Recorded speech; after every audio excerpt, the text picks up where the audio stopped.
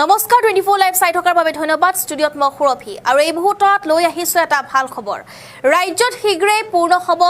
খালী হৈ থকা প্ৰধান শিক্ষকৰ পদ সবিশেষ জনাম এই মুহূৰ্তত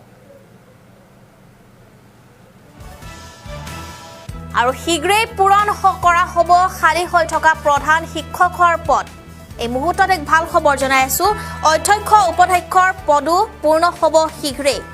ইতিমধ্যে 15 জুনৰ ভিতৰত সবিশেষ তথ্য দাখিলৰ নিৰ্দেশ দিয়া হৈছে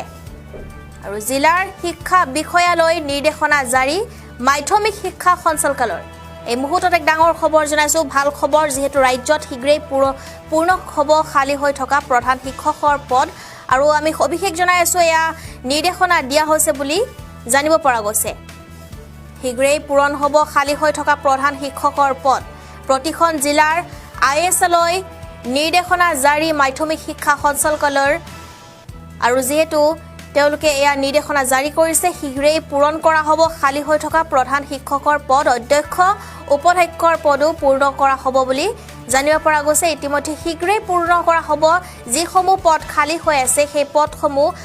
এতিয়া শীঘ্ৰেই পূৰণ কৰা হ'ব বুলি নিৰ্দেশনা জাৰি কৰা হৈছে আৰু 15 জুনৰ ভিতৰত সবিশেষ তথ্য দাখিলৰ নিৰ্দেশ দিয়া হৈছে 15 জুনৰ ভিতৰত সবিশেষ তথ্য দাখিলৰ নিৰ্দেশ দিয়া হৈছে আৰু যেহেতু আজি 13 জুন আৰু মাজত মাত্ৰ এটা দিন আছে 15 জুনৰ ভিতৰত সবিশেষ তথ্য দাখিলৰ নিৰ্দেশ দিয়া হৈছে জিলাৰ শিক্ষা বিষয়ালৈ নিৰ্দেশনা জাৰি মাধ্যমিক শিক্ষা সঞ্চালকালয়ৰ শীঘ্ৰেই পূৰণ কৰা হ'ব খালী হৈ থকা প্ৰধান শিক্ষকৰ পদ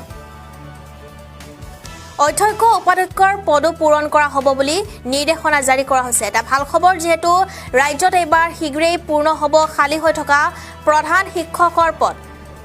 আৰু 15 জুনৰ ভিতৰত সবিশেষ তথ্য দাখিলৰ নিৰ্দেশ দিয়া হৈছে জিলাৰ শিক্ষা বিষয়ালৈ নিৰ্দেশনা জাৰি মাধ্যমিক শিক্ষা সঞ্চালকালয়ৰ আৰু অধ্যক্ষ উপাধ্যক্ষৰ পদো পূৰ্ণ হ'ব বুলি জানিব পৰা গৈছে অতি শীঘ্ৰেই পূৰণ কৰা হ'ব খালী হৈ থকা প্ৰধান শিক্ষকৰ পদ আৰু যেহেতু আজি 13 জুন আৰু 15 জুনৰ ভিতৰতে সবিশেষ তথ্য দাখিলৰ নিৰ্দেশ দিয়া হৈছে এক গুৰুত্বপূৰ্ণ খবৰ জনাই আছো এক ভাল খবৰ ৰাজ্যবাসীৰ বাবে যেহেতু এবাৰ খালী হৈ নাথাকে প্ৰধান শিক্ষকৰ পদ কিয়নো পূৰ্ণ কৰা হ'ব খালী হৈ থকা প্ৰধান শিক্ষকৰ পদ